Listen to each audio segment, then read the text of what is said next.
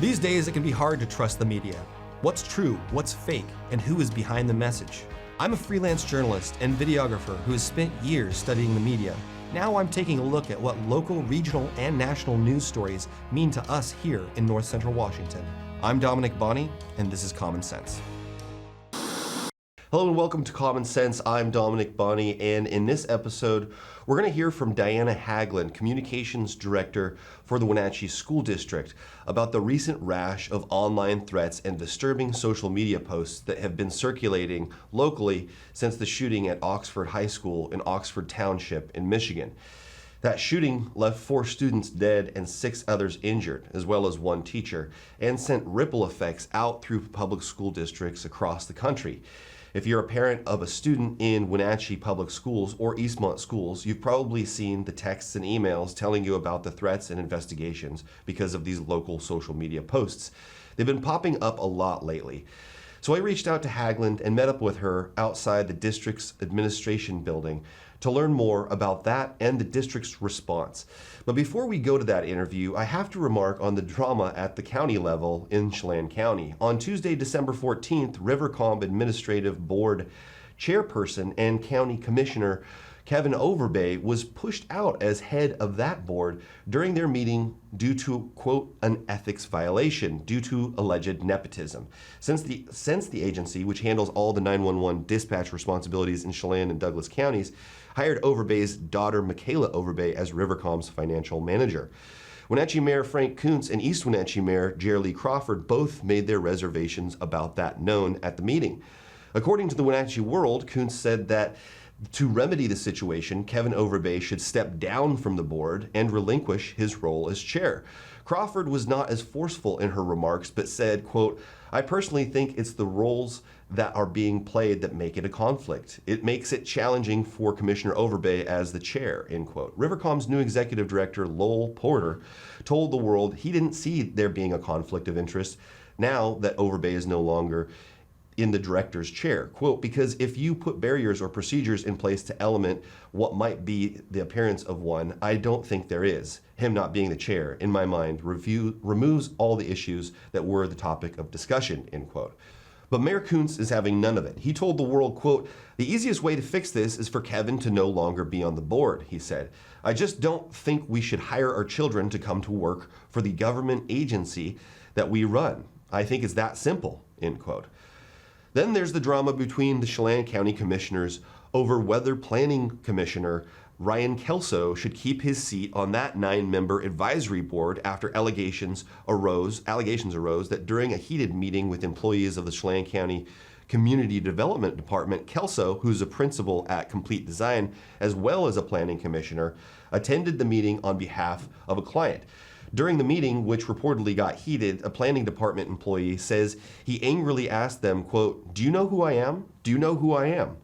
end quote. Then he allegedly threatened to change the rule about remodels they cited in the denial of his client's permit.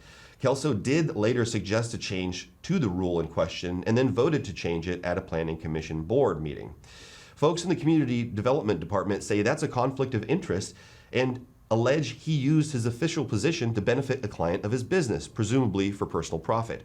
But when I spoke to Kelso the day after the hearing, in which the vote on whether to remove him from the commission was postponed until today, December 20th, he said no such thing, was not threatening in any way, and that he's just one commissioner among many. He said he couldn't unilaterally change planning codes even if he wanted to. He also had a lot of support from his peers in the construction and real estate industry, as well as employees and the homeowner whose permit application was the impetus of this whole thing. He showed up to defend Kelso, saying he just wanted to add 2 bedrooms to his existing 3-bedroom home so he and his wife would have more room when his grandchildren come to visit. The hearing lasted more than 2 hours, and like I said, the final decision was postponed until today. But since I'm filming this episode on Friday, December 17th, I don't know the final conclusion of this saga. I've spoken with folks who say Kelso is being, quote, railroaded, and others who believes he deserves to lose his seat on the Planning Commission over this. I don't know what the right call is, but I do know this is an interesting story that the public has a right to know about. So I will come back to this and tell the rest of the story next week. Now, though, let's go to my interview with Diana Hagland, Communications Director for the Wenatchee School District. This cropped up after the last school shooting back in, 2 weeks ago? Yeah. So explain to me what's been happening since then. Sure. I'm Diana Hagland, Communications Director for Wenatchee School District. Over the last several weeks, Wenatchee School District, as well as other districts across our state and the nation, have really been faced with some safety and security concerns in the aftermath of what occurred in Michigan. We've really seen a heightened sense of urgency, concern, and anxiety amongst our parents and our students about their safety in school, and rightly so. To add on to that and to really make matters worse, we're seeing social media threats or reported threats happening on social media related to acts of violence that may occur in schools. Many of these are not specific to our school, they're not specific to any one individual or staff member, but we do take those reports seriously and do follow up and investigate with the help of our Wenatchee Police Department each and every one of those threats. You know, the difficult part about social media is the viral nature of that, and it's difficult to track and to investigate many of those reports. However, even if it's a joke, student safety is no joke, and we take that very seriously and make sure that we're following up on every report that we get. Also, we believe that we've received some tips that were inaccurate or potentially were put in place to cause additional fear or concern that were not real threats, or at least weren't credible threats. So there's that aspect of it as well. So those are some big challenges that we've been faced with recently that we're up against. But always our number one priority is maintaining the health and safety and the well-being of our students. Yeah. How many of these threats have you guys had to field, and roughly ballpark, how much time have you spent as a district responding to, investigating, following up on, communicating to parents? How much time does that take out of your guys' jobs? There's definitely a significant amount of time that is placed to follow up and investigate each one of these, tips or concerns that people send into us, or a reported threat. So it does take a significant amount of staff time. Our administrators are pulled away from their duties. Our district staff here spend a significant amount of time working with our police department and our school resource officer to follow up and investigate each and every one of those. So it's hard to quantify the amount of time, but I can tell you as the communications director for our district, just crafting those messages to our families, making sure that they're aware of what's going on, and then being thoughtful about what it is that we're sharing takes a great deal of our time, where we're not able to focus in on other areas, and we're not able to focus in on educating our kids. But again, this is a number one priority for us, is to maintain that health and safety and that well-being. But where it really gets challenging is that I can't quantify the number that we've had so far, because it's been a handful for sure. And each one is unique. Each scenario is unique. Each message is unique that we're having to follow up on, and that just takes a significant amount of time. And would you say that, this seems to be almost like a copycat kind of a thing, where, and you see this monkey see, monkey do, especially with kids, that, that's getting them attention, even if it's maybe negative. Mm-hmm. How are you able to catch any of these people? It's we don't want to give credibility to any of these. Oftentimes they are just resharing. It's a screen grab from a social media post somewhere out there on the internet, and then the nature of social media being that it's this echo chamber, and people just continue to share and reshare, and that makes it very difficult to do that investigative work and really track the source of it. Most often that's what we're seeing. It's not somebody generating original content, but there is that component of it as well. So, we try and inform our parents and let them know what's going on. We want to be really transparent with that, but we also don't want to create a heightened sense of awareness behind this, because it really does feed into that copycat kind of concept, where somebody sees that, oh, hey, I was able to get out of school because we had to pivot to online learning or cancel school. That's not the message that we want to send. Yeah. We will investigate these. We had several instances last week where we actually sent a police officer to investigate and follow up with a student that had reported something to make sure that they were okay, that their family was okay.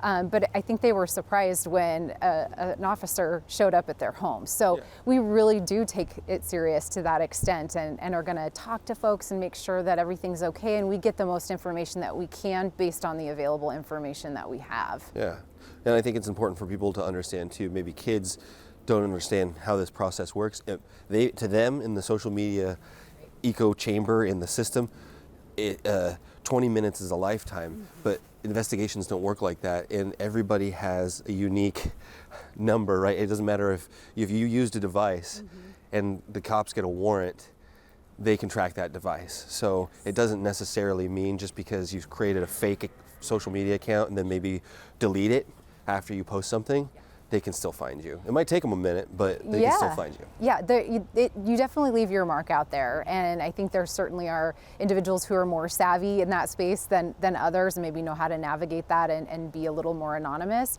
But there are ways to find that information. For us as a school district, part of our safety and security is our internet and our digital devices and managing those. So if a student were to make a threat from a school device or from their school Google account, we're going to be able to track some of that, and we're going to be able to partner with local law enforcement to do additional investigation if possible. That's not always the case, again, given the nature of social, where something is shared and reshared. It's hard to find that original source of the information, but we do have ways to track that. You do leave a digital footprint, and so we certainly can investigate to the greatest extent possible. And technology is part of the whole security protocol in our district, so that they're an important messenger, an important piece of this puzzle, and are working with law enforcement to do that investigation. Yeah, absolutely. And so you mentioned something about this TikTok deal now, and so this, as we film on Thursday, the 16th, this won't be out until Monday, the 20th, and kids will be out of school. But coming up on this Friday, there's been some viral TikTok nonsense. Can you speak to that? Yeah, so the district has been made aware by a state agency that across the country, so not just here in Wenatchee, not just in Washington State, that there is a very dangerous TikTok trend that's going around that's encouraging students to commit acts of violence. Specifically on Friday, which would be the 17th, so this will have been passed by the time this airs, but regardless of that, these TikTok challenges, and we saw this earlier in the fall, of encouraging students to, slap somebody, but committing acts of violence or abuse, they're not acceptable. We don't tolerate that kind of behavior. We don't condone it. We send out messaging to families notifying them about that TikTok monthly challenge.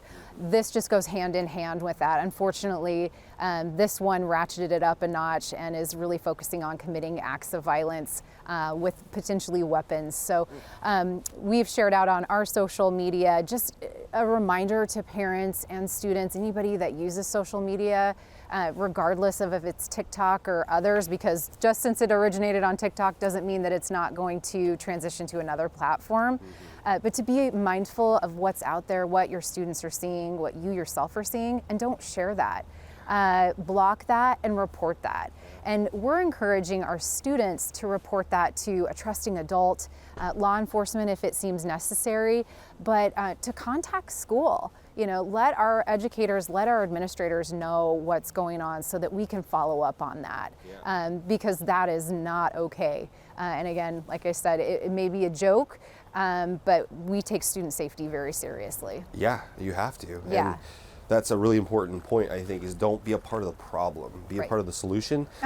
Don't share it. Yeah. Do not just be, then you're a part, you're not maybe legally responsible, but morally you have a culpability there because you're being a part of this cascade effect that is furthering this message, that is dangerous and could be potentially dangerous to human beings in this community. Yeah, and the hard part about it is when you do, a screenshot of something and you share it with someone else, there's no context behind that. It could have just been, hey, look what I saw. But that could be really scary to the person that's receiving that, or a parent of a student who's received that. That's a whole nother scenario that we need to think about. So it's best just not to share it, to block that content, and then make a trusting adult aware of what's going on so that we can stop that proliferation of those types of dangerous and scary messages. Yeah, without also causing a panic in the process. Absolutely, and I think that's important for people to know is the healthy balance for us of we don't want to create fear and pandemonium. Our staff is working very hard for your kids and to maintain that safe learning environment. We're going to keep you notified as issues come up. We're going to help you at home be mindful of what your students are doing on social media so that you can be part of that solution and we can really help stop a lot of this behavior. Stay tuned for the rest of the interview after the break. Stay tuned for the rest of the interview after the break. I'm Dr. Wayne Latimer. I'm a chiropractic physician. I have postgraduate certifications in both whiplash, trauma and rehab, as well as sports medicine. The location is great. The light and the visibility, the 17-foot ceilings are fantastic. You can go into a lot of clinics and it's very clinical. People really like the spa environment. So my whole premise was take a spa environment, add the very serious rehab, and give people an enjoyable way to get better over time. The Culinary Apple in downtown Chelan is your specialty gift and gourmet cooking store. Find everything from homemade fudge to kitchen gadgets for your favorite chef. Your holiday shopping is a one-stop experience at the Culinary Apple. This Christmas, shipping and receiving is more important than ever. Jerry and Sherry are here to help. Mailboxes Chelan provides everything you need to get that special gift delivered for the holidays. Given this year's challenges, you must ship early. Visit Mailboxes Chelan today. Hi, I'm Jim Heinlein, independent agent at Springwater Insurance Group. And for next year's plans, there's some really special ones coming out. One in particular has no premium to it. 0 premium. That's pretty neat, especially if you're a veteran who has TRICARE or VA or CHAMPS VA, because you can utilize 2 plans at the same time. If you have questions about this and like more information, give us a call at 888-2600.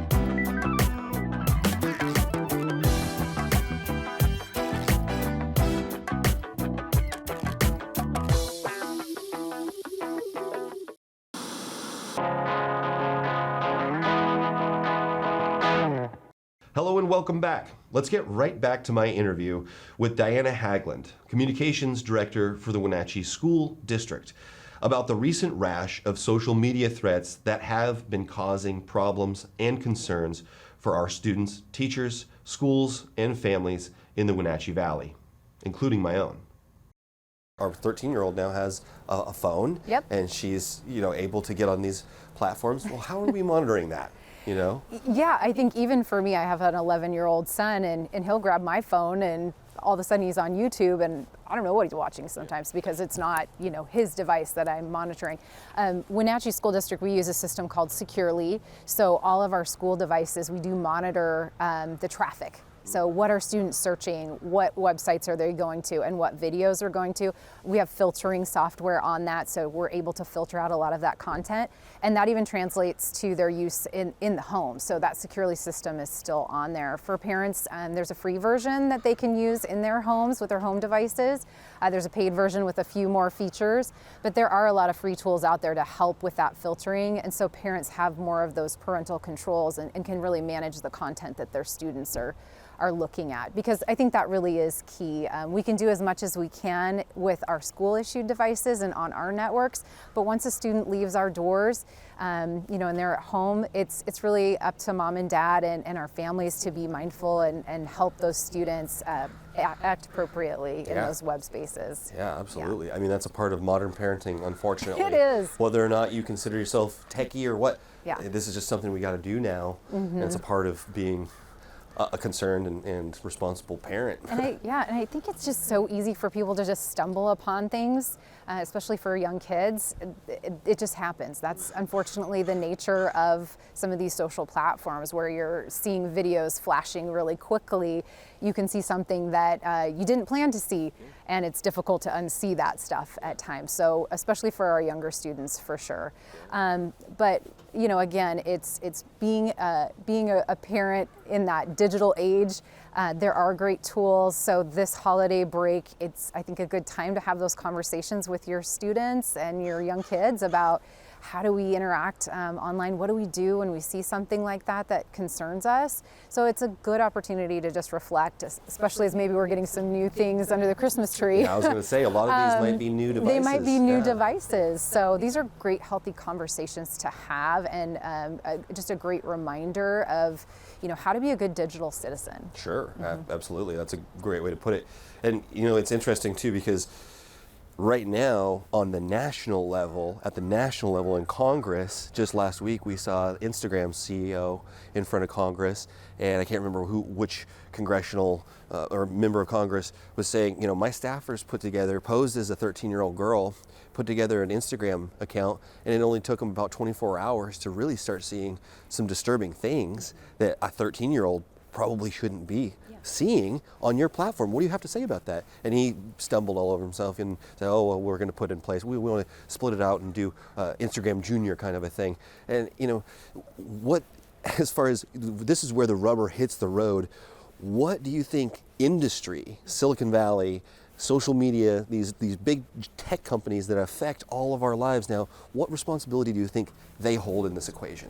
Well, definitely, I think there's a social responsibility from the perspective of student mental health and student safety. So we know the effect that these platforms have on students, the way they think about themselves, the way that they think about the world. I do think it's incumbent upon them to put safeguards in place, especially for the developing brain, the young mind, for our young people. So to be part of the solution. There's still great platforms for sharing, for learning. There's so much good that can come from many of these platforms, but there's also a lot of risk. And so I think it's important for them to really think through that and then put some safety measures in place so that we can have better controls over it and we aren't in situations like this.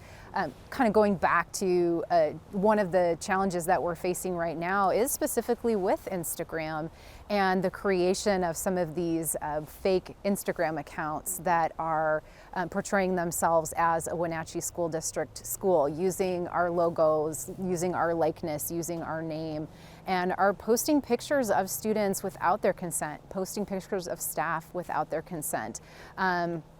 Some of our special needs students were featured on one of these sites.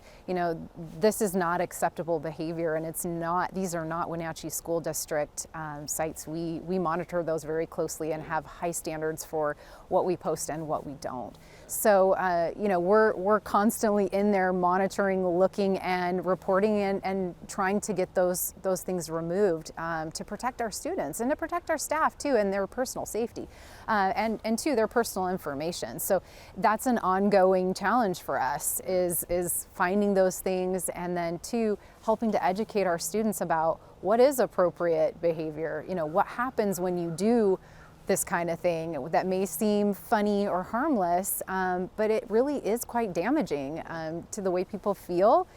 Putting their likeness, putting their image out there without their consent is just not okay. So there's a lot of learning, I think, that we can take from this, and we can really help our students with.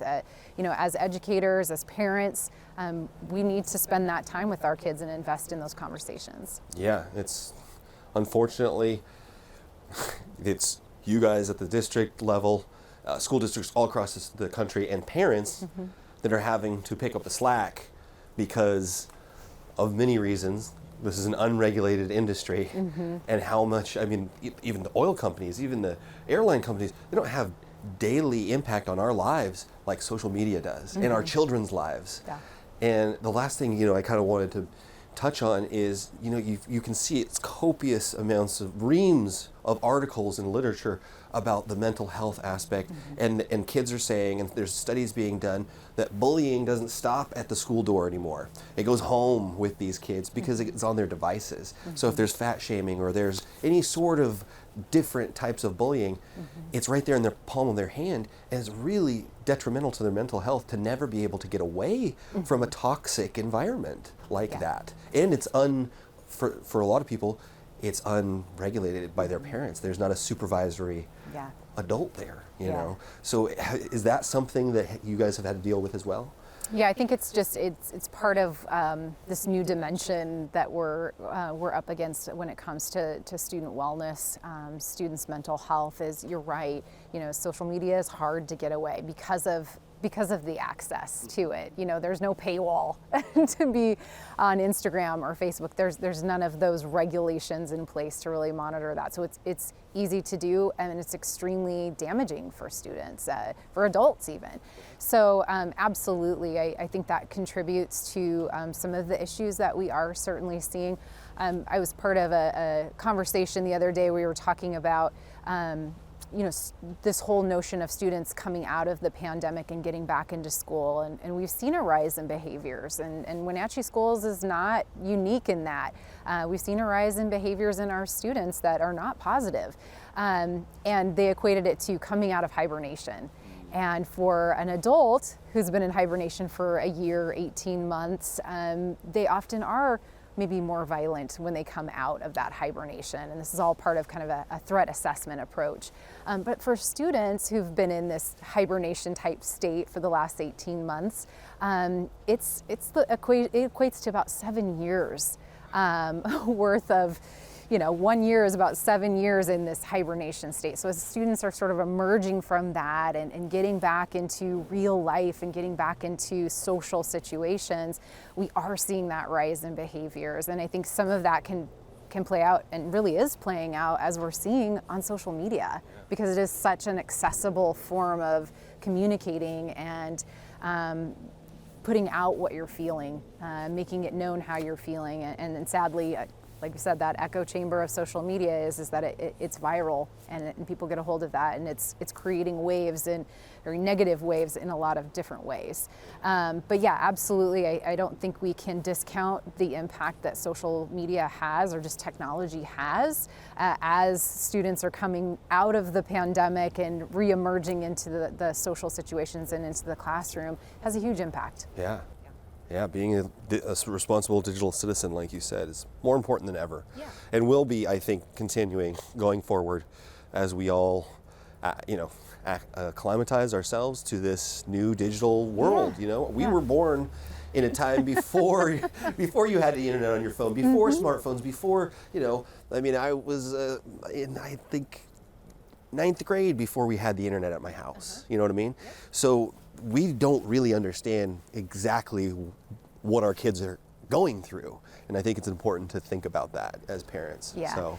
And relationships, it's what it boils down to at the end of the day, is having dialogue, having relationships, knowing your kids, but also making sure that they feel like they belong. And that's a priority for us in Wenatchee School District, is ensuring that our kids are seen, they're noticed, they feel valued, they feel safe, and that they know they belong in our schools. So no matter what it is that they're facing, no matter what that challenge is, we've got their back, we're there for them, and we're going to support them through whatever that challenge may be. If you're a parent this holiday season, you might be giving your youngster a digital device as a gift. If you are, please take the time to monitor their behavior and discuss what being a good digital citizen means. That's all for this episode of Common Sense. Have a Merry Christmas and Happy Holidays, and we'll see you next week for more Common Sense.